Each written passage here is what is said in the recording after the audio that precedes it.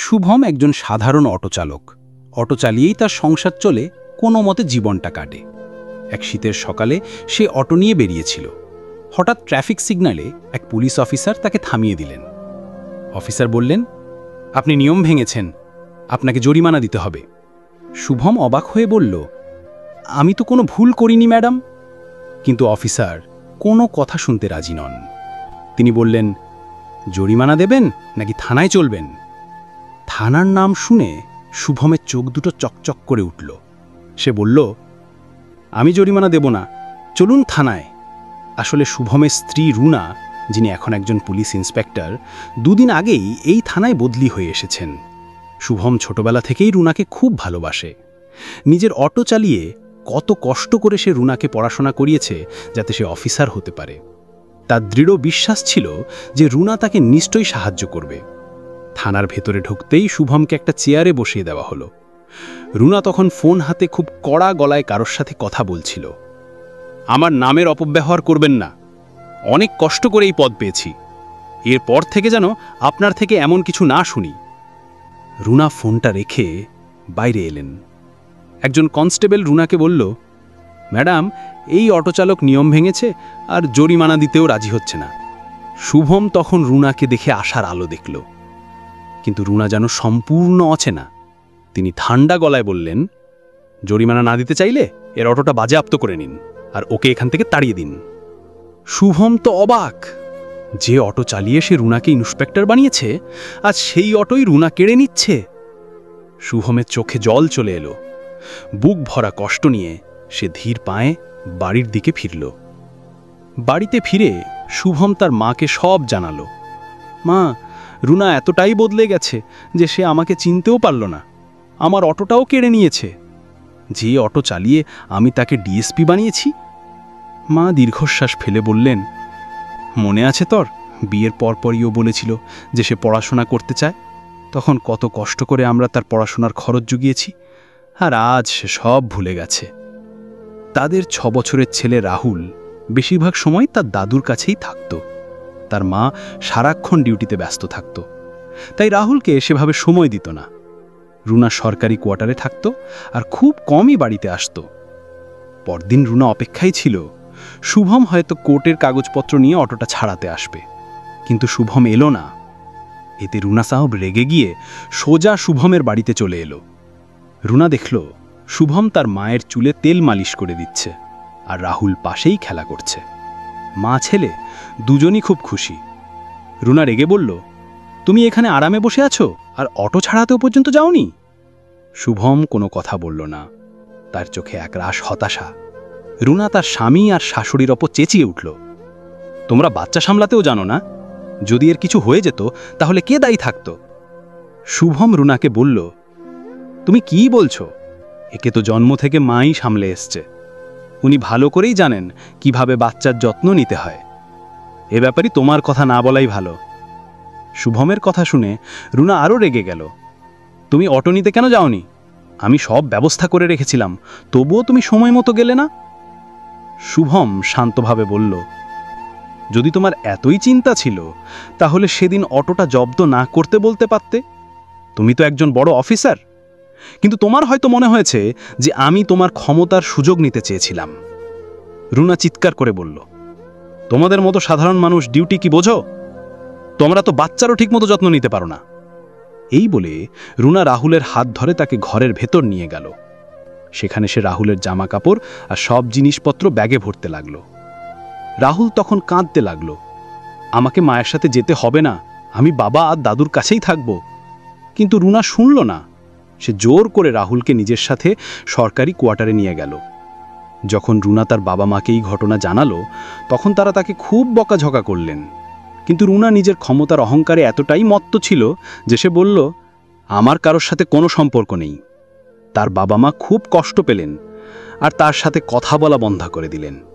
এমনকি তার ভাইও তাকে বোঝানোর চেষ্টা করেছিল, কিন্তু রুনা তাকেও অপমান করেছিল।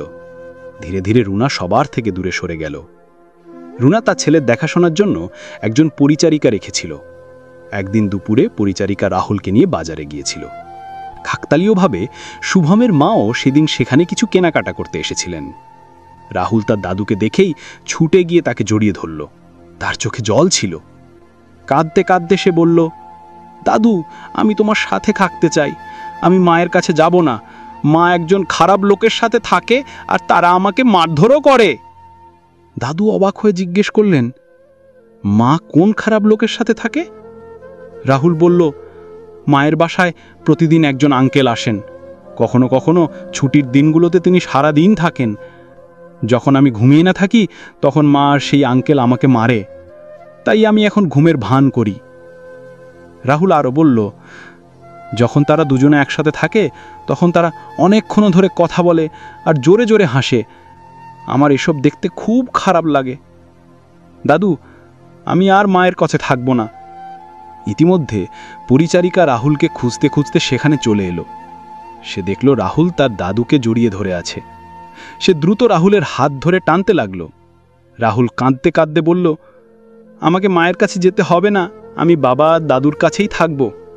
দাদু পরিচারিকাকে বললেন, তুমি চিন্তা করো না, আমিও সাথে আছি। তুমি তোমার কেনাকাটা সেরে নাও।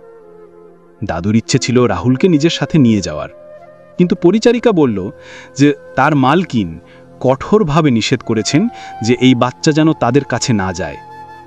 দাদু তখন রাহুলকে বোঝালেন, বেটা, এখন তোমাকে মায়ের কাছেই থাকতে হবে, কিন্তু আমরা খুব তাড়াতাড়ি তোমাকে আমাদের কাছে নিয়ে আসব। এরপর রাহুলকে বুঝিয়ে তিনি পরিচারিকার সাথে পাঠিয়ে দিলেন আর নিজে ভারাক্রান্ত মনে বাড়ি ফিরলেন।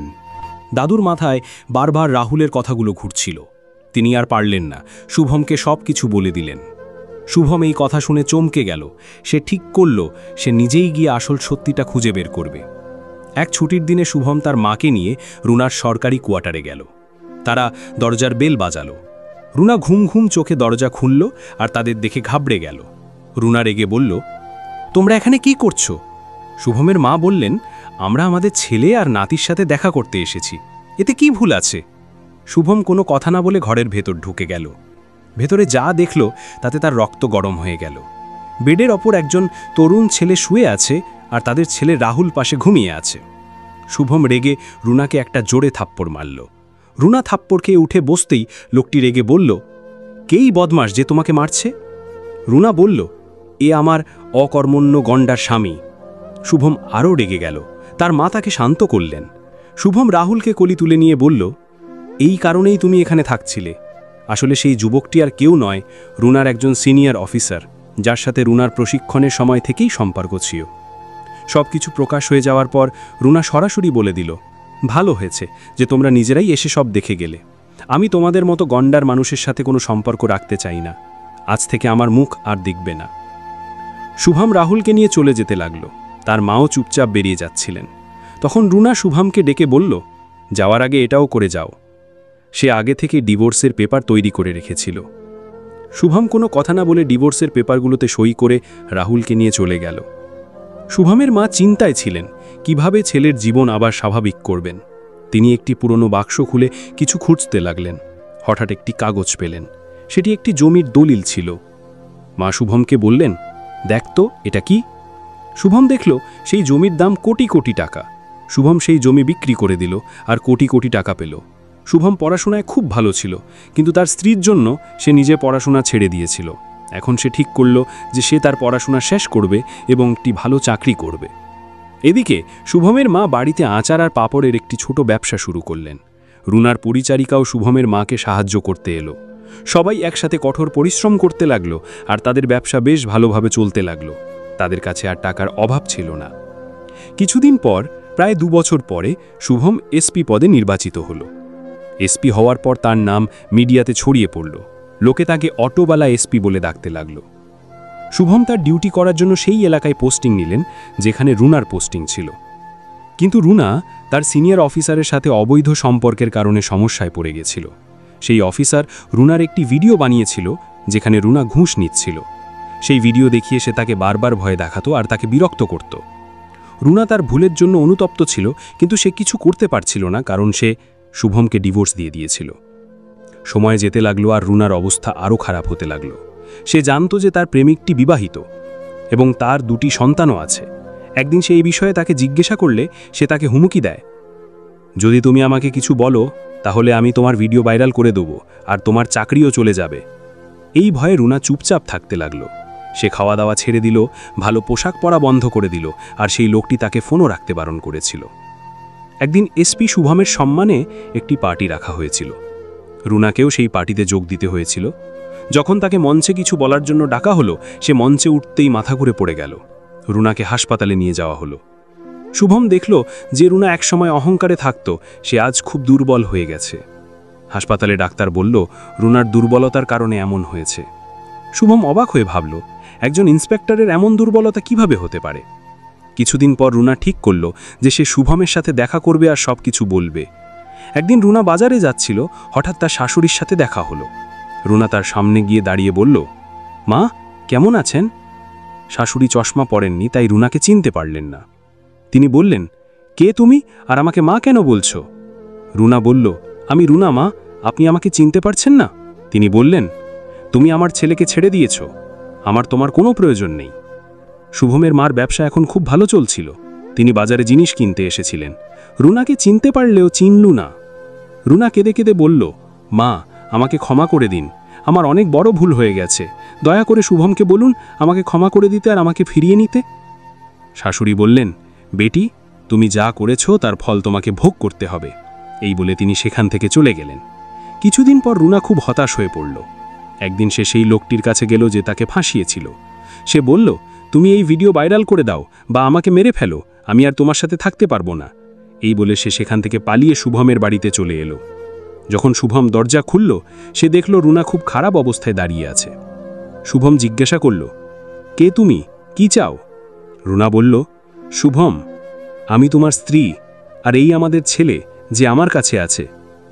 শুভম বলল, আমি তোমাকে আগেই ডিভোর্স দিয়ে দিয়েছি, আর হ্যাঁ এই ছেলে এখন আমার কাছে থাকবে। এখন আমার তোমার সাথে কোনো সম্পর্ক নেই। আজ থেকে যদি তুমি এখানে আসো তাহলে আমার থেকে খারাপ ব্যবহার পাবে। এই বলে শুভম দরজা বন্ধ করে দিল। রুনার চোখ থেকে জল পড়তে লাগলো আর সে চিৎকার করে কাঁদতে লাগলো। শুভমের মা সব শুনছিলেন, কিন্তু তিনি কিছু বললেন না। তিনি জানতেন রুনা শুভমের সাথে কতটা অন্যায় করেছিল। রুনা বাইরে যেতেই জানতে পারল যে সেই লোকটি যে ভিডিও বানিয়েছিল তা ভাইরাল হয়ে গেছিল। এর কারণে তার চাকরি চলে গেছিল। সে খুব হতাশ হয়ে পড়ল আর তার ভাইকে ফোন করল, কিন্তু তার ভাইও তাকে ঘৃণা করত, কারণ রুনার কারণেই তাদের বাবা মায়ের মৃত্যু হয়েছিল। তার ভাই ঠিক করে রেখেছিল যে সে তার বোনের সাথে কোনো সম্পর্ক রাখবে না। যে লোকটির সাথে রুনার সম্পর্ক ছিল সে যতদিন চেয়েছিল রুনার সাথে খেলেছে আর তারপর ভিডিও ভাইরাল করে দিয়েছে। রুনার চাকরি চলে গেছিল আর সে পাগলের মতো এখানে সেখানে ঘুরতে লাগলো। কিছুদিন পর তার শরীর এতটাই খারাপ হয়ে যায় যে একদিন তার মৃত্যু হয়। বন্ধুরা, এই গল্পটি আমাদের শিক্ষা দেয় যে ভুল সম্পর্ক আর ভুল সিদ্ধান্ত মানুষের জীবন নষ্ট করে দেয়। যদি রুনা সেই অবৈধ সম্পর্কে না থাকতো তাহলে তার জীবন হয়তো অন্যরকম হতো।